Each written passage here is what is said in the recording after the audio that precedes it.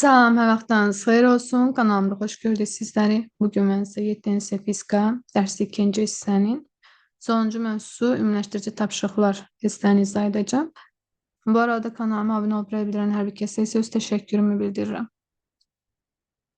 Sabit maqnit nəyə deyilir? Maqnit xassələrini uzun müddət özündə saxlayan maddələrə sabit maqnitlər deyilir.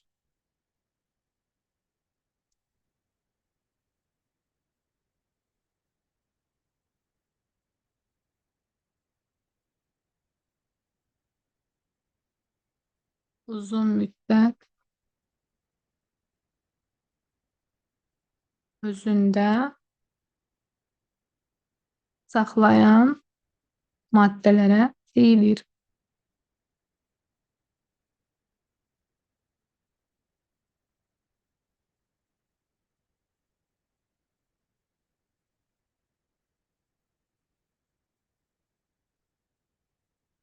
Hansı cisimlər maqnit tərəfindən cəzb olunur?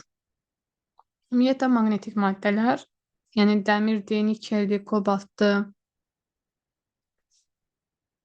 Məsələn, iynə maqnit tərəfindən cəzb olunur. Çünki iynənin tərkibində dəmir var, poladdan hazırlansa da. Deməli, dəmir, nikel, kobalt, polad tipli maddələrdən hazırlanan cisimlər.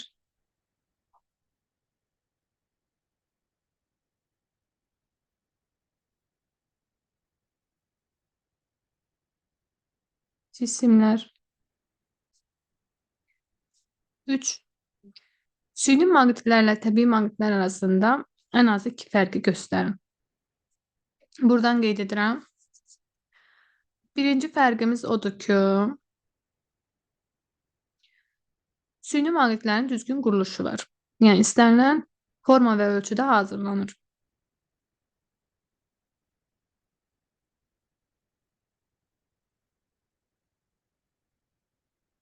Süni maqnitlərin düzgün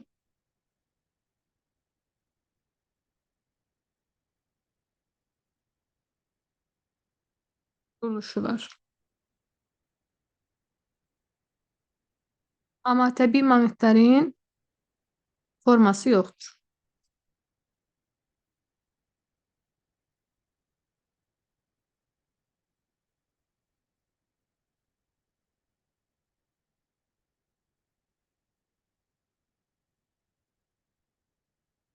İkinci fərq. Təbii maqnitlər məsəl üçün təbiətdə mövcud olan maqnetit kimi maddələrdir. Amma süni maqnitlər isə insanlar tərəfindən yaranır, hazırlanır.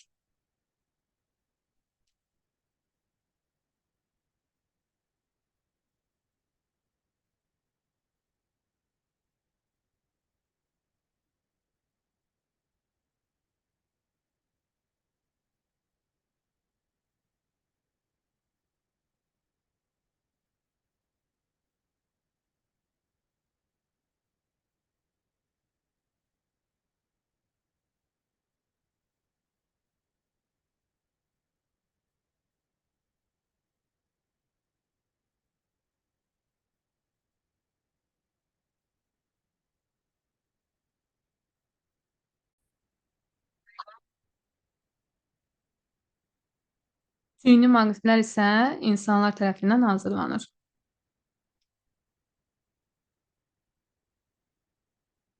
Sonra süni maqnitlər biraz güclü olur. Təbii maqnitlər kövrək olur.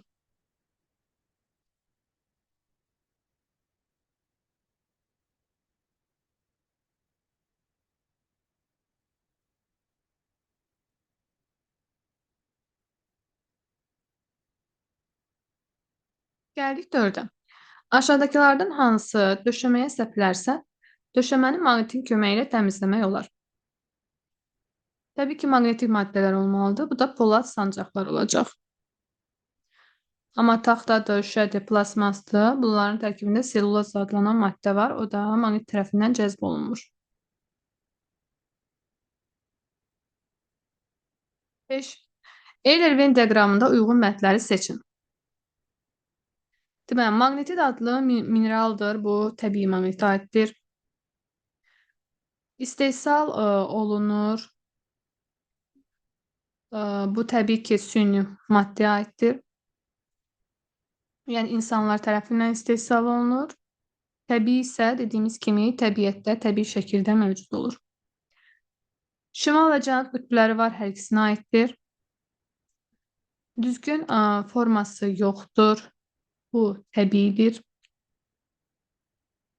Maqnetik cisimləri cəzb edir hər ikisi.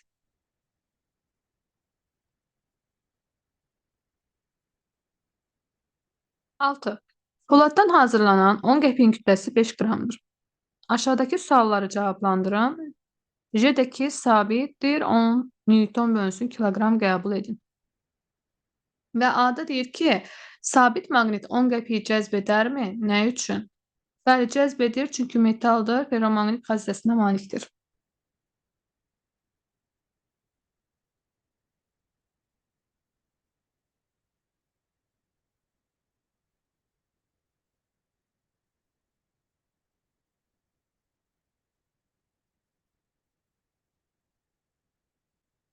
Ferromaqnit xassəsinə malikdir. Və 10 qəpiyə təsir edən ağırlıq qüvvəsi neçə Newtondur? Gəlin beyni buradan işləyək. Deməli, ilk öncə kütləmiz 5 qramdır, keçirik kiloqrama.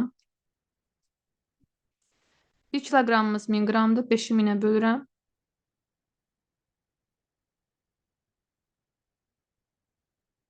J də verilibdir, 10-dur. F də bərabərdir, ağırlıq qüvvəsi mg.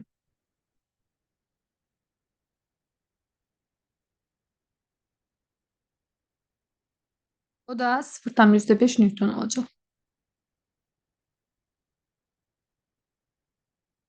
C-də deyir ki, qəpiyi maqnitin köməyi ilə yerdən qaldırdıqda ona təsir edən maqnit qüvvəsi ən azı neçə Newtondur? Deyir ki, maqnitin qəpiyi qaldıra bilməsi üçün ona təsir etdiyi qüvvə də elə ən azı 0,5 Newton olmalıdır. Yəni eynilik. Yəni bu qədər güc tətbiq etməsə qəpiyi qaldıra bilməz.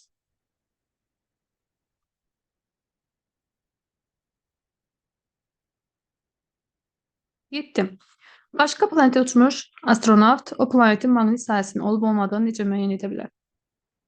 Kompasla və ya da asılmış maqnit çubuğu ilə yoxlaya bilərik. Kompas,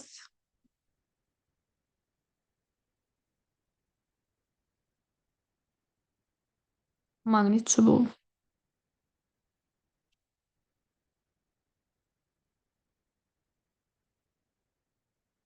8. Maqnitə dair aşağıdakı suallara cavab verin. Hansı hissələri onun qütbləri adlanır? Şimal və cənub.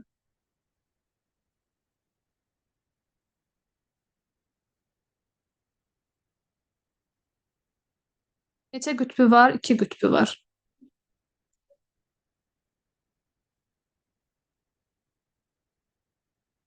Müxtəlif adlı qütblər arasında hansı qarşılıqlı təsir var?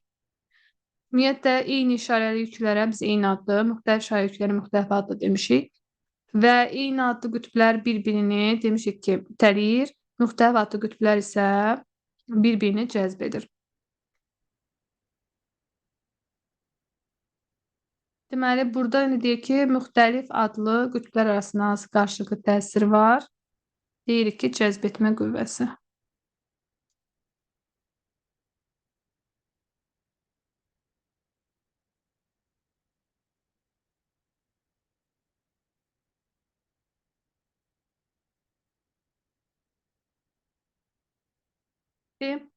Deyir ki, sahənin qüvvə xətləri nəyi bildirir? Maqnit sahəsinin istiqamətini bildirir.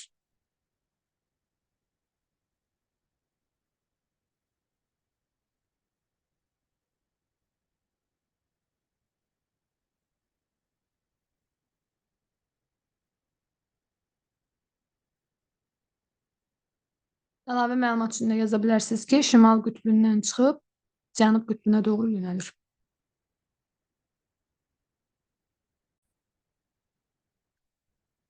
9. Maqnit sahəsi iki üsulla vizuallaşdırılır. Bu üsullar hansılardır?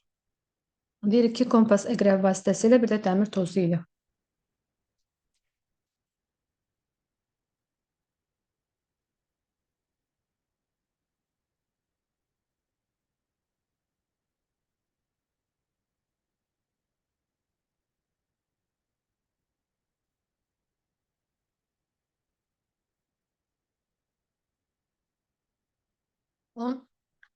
Şəkildəki cisimlərdən ikisi düz maqnitdir, biri isə poladdan hazırlanıb və maqnit deyil. Düz maqnitləri polad cisimdən necə fərqləndirmək olar? Bunu iki cür eləyə bilərik. Bir-birinə yaxınlaşdırmaqla, biri cəzb edəcək, digəri etməyəcək.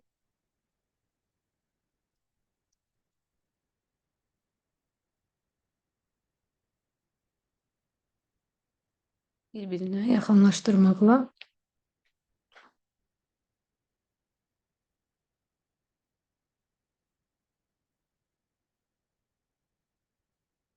Biri cəzb edəcək.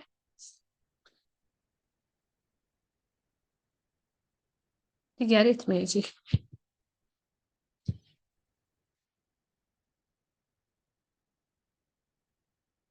Bir də kompas əqrəbini gətirib qoymaqla, yəni kompas əqrəbi də maqnit olan cisim kompas əqrəbini döndürəcək. Kompas əqrəbini reaksiyası da fərqləndirməyə kömək edə bilər.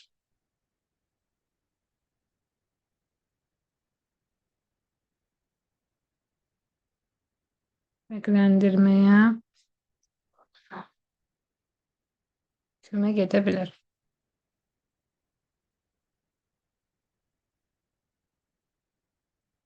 Yəni maqnit olan cisim kompas əqrəbini döndürəcək.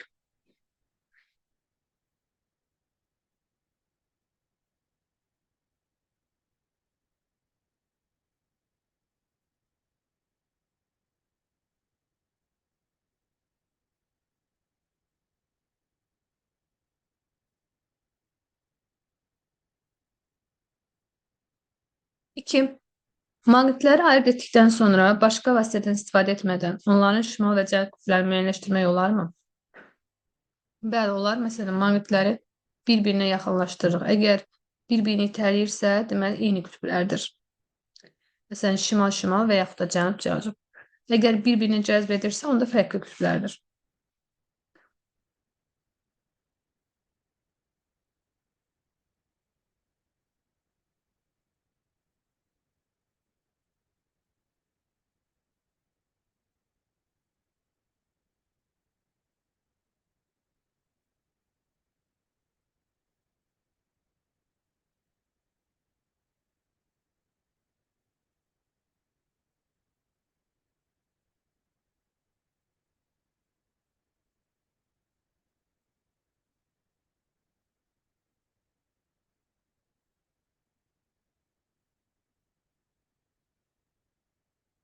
Eləyirsə,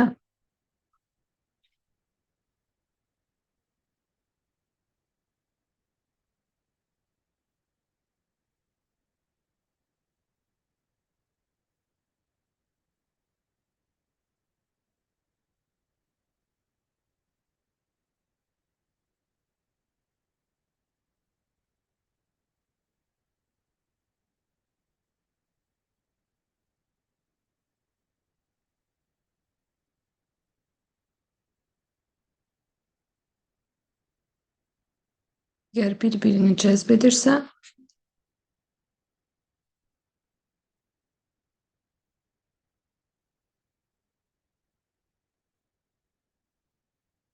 fərqli qütblərdir.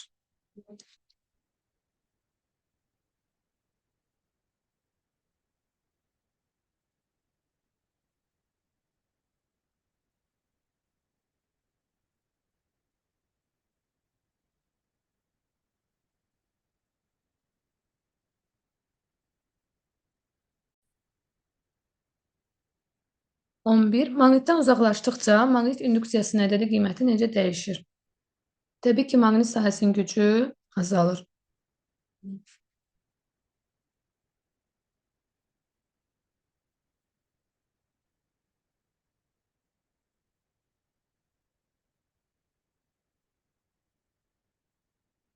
Ədədi qiyməti azalır. Yaxınlaşanda isə artır.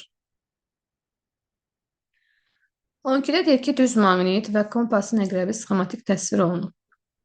Gördüyünüz düz maqnitdir, bu da kompasın əqrəbidir. Həmin sxemi dəftərinizə çəkin, verilmiş ardıcıqla tamamlayın. Deməli, birinci neyik? Maqnitin qütblərini müəyyən edib yazırıq. Məsələn, bu maqnitin N qütbüdür, bu da S qütbüdür. Bura N qütbüdür, bura S qütbüdür.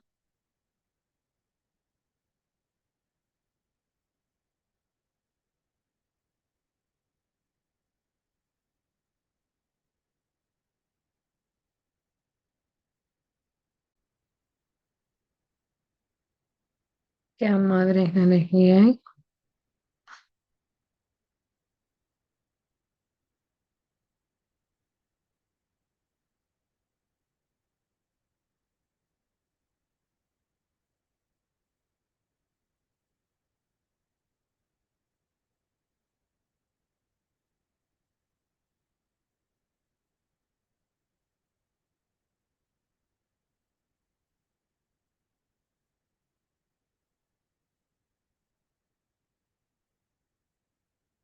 Üstündə qırmızı rənglə rəngləyəcəyik.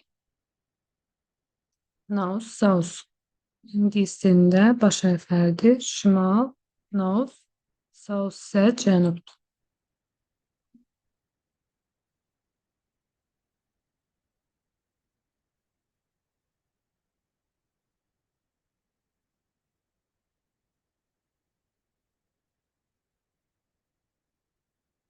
Deməli, maqnitin qütblərini müəyyən etdik. Maqniti uyğun rənglərlə rənglədik. İndi maqnit sahəsinin qüvvə xəttlərini çəkirik. N-dən S-ə doğrudur.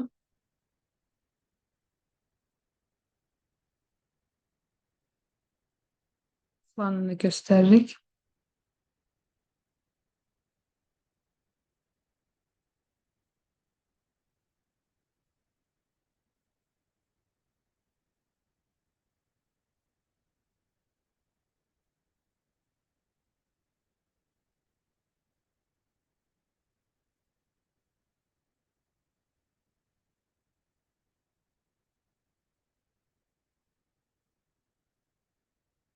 Onu da göstəririk.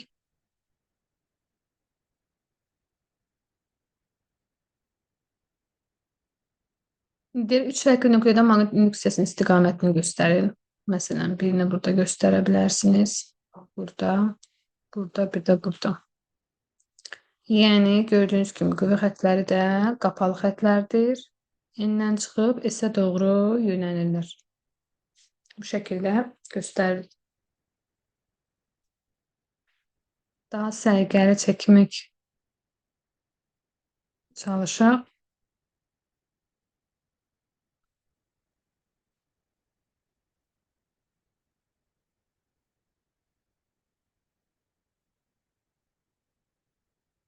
Yəni, çalışaq ki, xəttləri eyni olsun.